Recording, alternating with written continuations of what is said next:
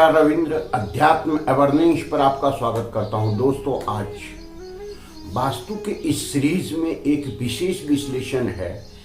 क्या ईशान कोण में टॉयलेट है तो बिना तोड़ फोड़, बिना किसी पैसा खर्च किए इसका रेमेडीज मिल सकता है?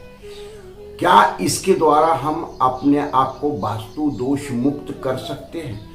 क्या वास्तु दोष के कारण जो जो समस्याएं हमारे साथ हो रही है, आ रही है, उससे हम मुक्ति प्राप्त कर सकते हैं? इसी का विश्लेषण हो रहा है। एक चीज समझें कि वास्तु शास्त्र जो है पंच तत्व की सिद्धांत पर आधारित है, एनर्जी की सिद्धांत पर आधारित है, ब्रह्मांड की कॉस्मिक एनर्जी जो है इसके सिद्धांत पर आधारित है, और व्यक्ति का निर्माण भी इस पांच तत्व से हुआ है। और व्यक्ति जिस घर में रह रहा है वहां भी पांच तत्व ही प्रभाव डालता है। तो पांच तत्व को समझ करके उसको संतुलित करने की अगर कोशिश करते हैं और वह संतुलित हो जाता है तो आप समझिए कि आपके जीवन में बिल्कुल जो है आपको पॉजिटिव एनर्जी मिलने लगेगी।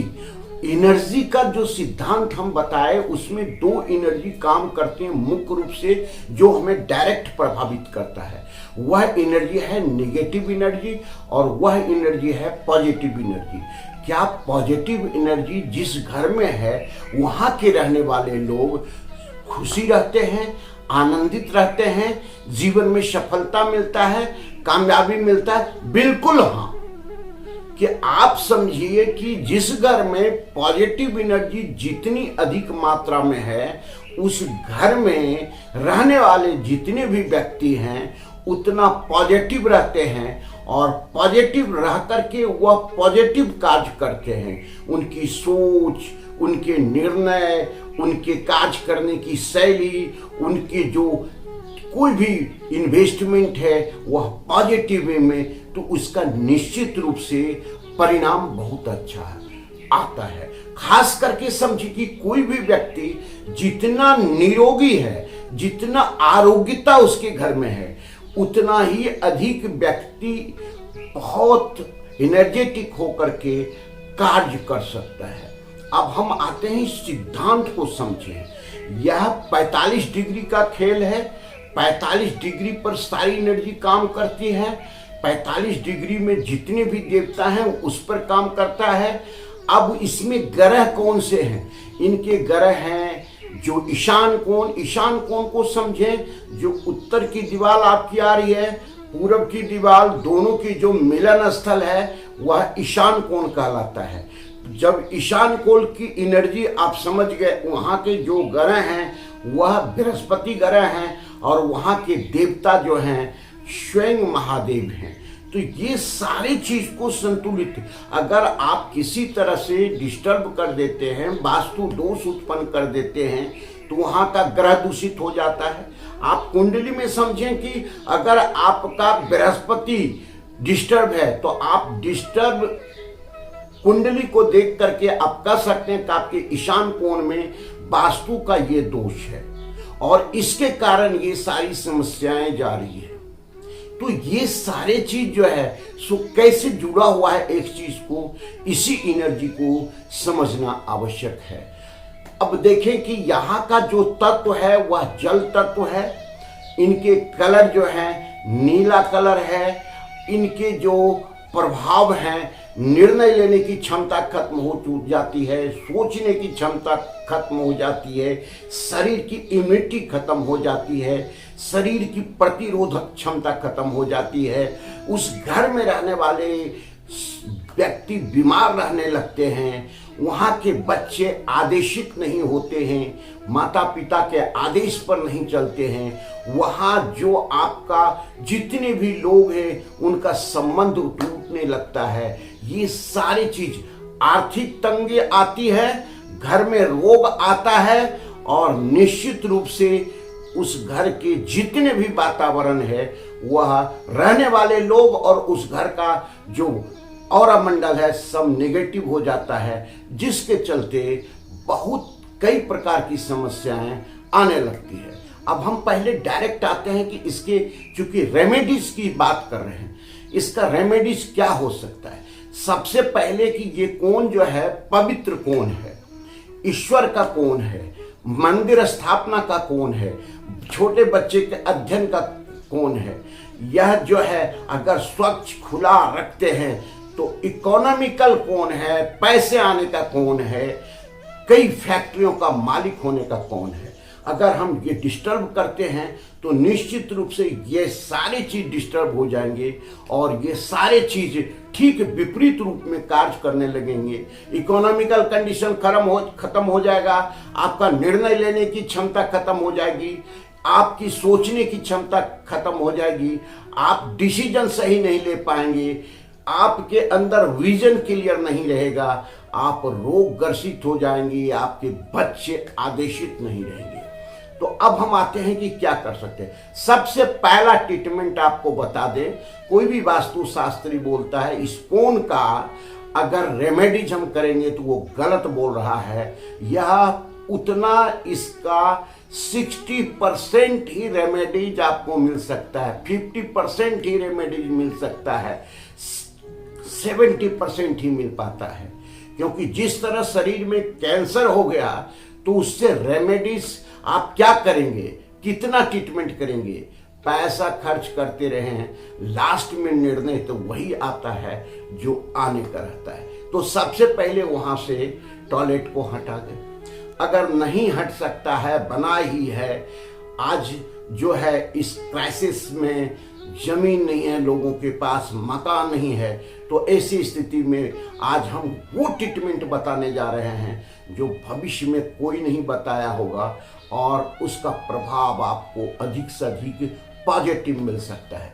सबसे पहले वहाँ आप अगर टॉयलेट है तो आप समझिए कि टॉयलेट के चारों तरफ एक छोटा सा आता है पिरामिड, 3-3 पिरामिड चारों दीवार पर लगा दें। अर्थात टॉयलेट जो दीवार है उसके किनारे किनारे आप अंदर बाहर दोनों लगा सकते हैं, तो वो कंट्रोल होगा एनर्जी। रेमेडीज के साथ आप समझे कि उस पिरामिड को चार्ज करना है, खुद चार्ज करें, मंदिर में रख दें और प्रार्थना 108 बार करें कि ये हमारे लिए पॉजिटिव काम करेंगे, ये हमारे लिए पॉजिटिव काम करेंगे, ये हमारे लिए पॉजिटिव काम करेंगे, वह चार्ज हो जाएगा।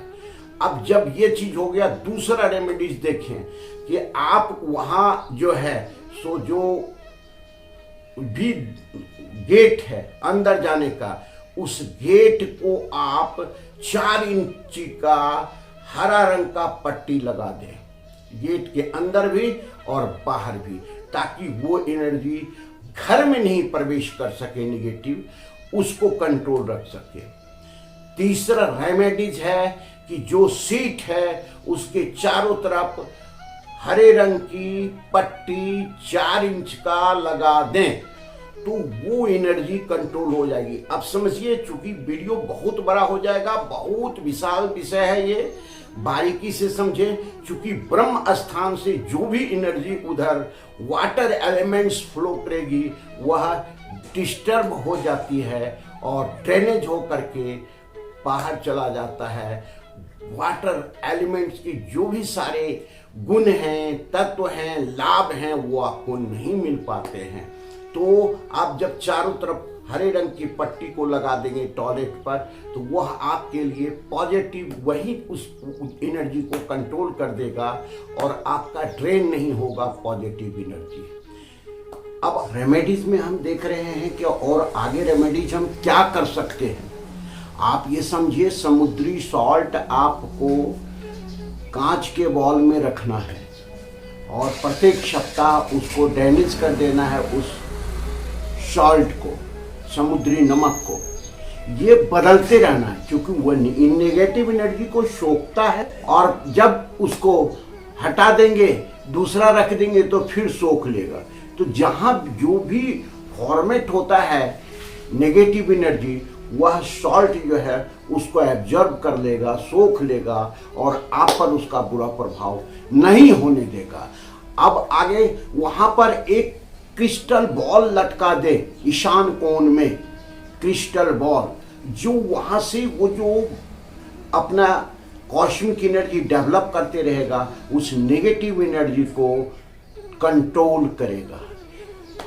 आगे आप समझिए, अपने अर्थात 4 फीट से ऊपर के हाइट पर एक कांच के बॉल में आपको चावल और हल्दी मिला करके रखना है, जो प्रत्येक 15 दिन में बदल देना है। यह भी वहां पर केवल सकारात्मक ऊर्जा को डेवलप करेगा और आपके एनर्जी को कंट्रोल करेगा, नेगेटिव एनर्जी को कंट्रोल करेगा। एक आपको स्टील वायर चारों तरफ अगर आप ग्राउट करवा सकते हैं तो स्टील वायर जो है, तार है, वायर जो है, उससे आप चारों तरफ, टॉयलेट के चारों तरफ करवा दें तो यह आपकी एनर्जी को कंट्रोल करेगा। अब उसके बाद आप समझिए कि वहाँ का कलर थेरेपी आपको करना पड़ेगा। आप क्रीम वाइट बिल्कुल जो है सो वहाँ पर कलर करवा के रखें, किसी प्रकार का कोई कलर नहीं करवाएं।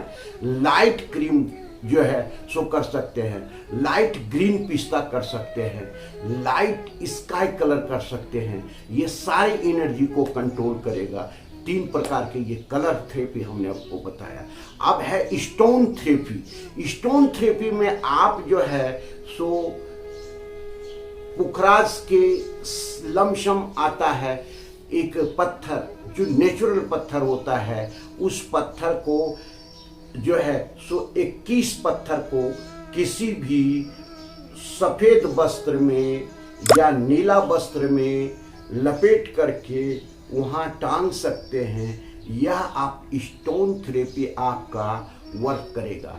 तो इस प्रकार कई हम आपने ट्रीटमेंट आपको बताया है और ये ट्रीटमेंट से वहाँ के नेगेटिव एनर्जी को आप कंट्रोल कर सकते हैं, उसका पॉजिटिव एनर्जी आप ले सकते हैं। पूरे घर में रहने वाले व्यक्ति सुखी रह सकते हैं, रोग मुक्त रह सकते हैं, दरिद्रता मुक्त रह सकते हैं। इस प्रकार से कई लाभ आप जो वंचित रह रहे थे वो आपको मिल सकता है। नमस्कार, फिर मिलते हैं अगले वीडियो में। नमस्कार।